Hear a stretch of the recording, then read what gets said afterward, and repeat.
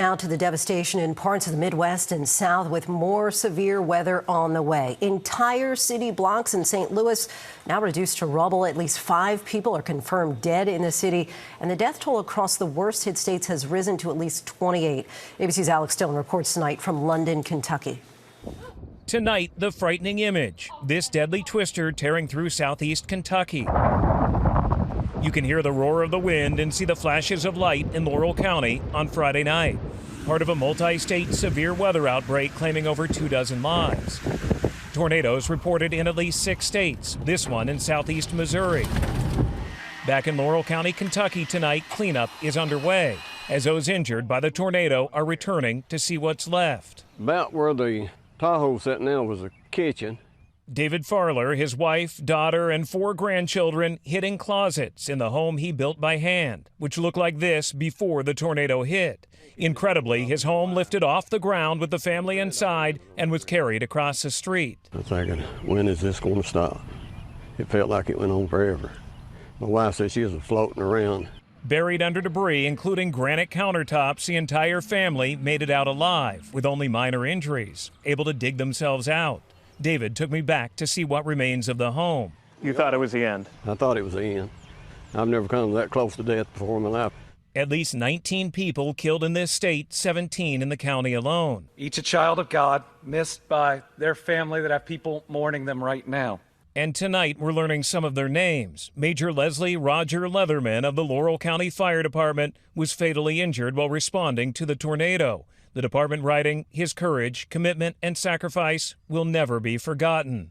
In Missouri, the city of St. Louis also hit hard. An estimated 5,000 buildings impacted there, 5 people losing their lives in the city, more than 3 dozen injured.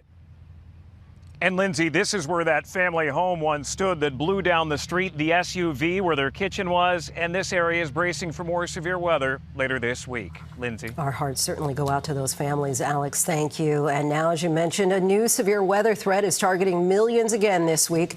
These images from this afternoon show a tornado moving near the Denver airport. Tornado watches are in effect from Texas to Nebraska. Let's bring in WABC meteorologist Danny Beckstrom from our New York station. Danny, what's the greatest risk tonight? Large tornadoes, Lindsay, and this new multi-day severe weather threat is first focused over the plains tonight. Taking a look at the map, Texas up to Nebraska, bracing for severe storms with the greatest concern for strong tornadoes, as I just said. In the area shaded in red, including Wichita, that's under a level 4 out of 5 risk. Tomorrow, many of these same cities stay in the threat zone, but it also spreads east into much of Missouri, including St. Louis, still dealing with Friday's damage, a wide area at risk for very large hail and strong tornadoes. Tuesday, the threat shifts east again, with numerous severe storms expected from northern Louisiana into nearly all of Kentucky, where they're bracing for the second round in just a matter of days. Lindsay? No rest for the weary. Danny, thank you. We're learning more tonight about the brazen jailbreak by 10 inmates in New Orleans. An urgent manhunt is underway for the 7 men still on the loose. ABC's Faith Abube reports from New Orleans. Faith, tell us what you're learning.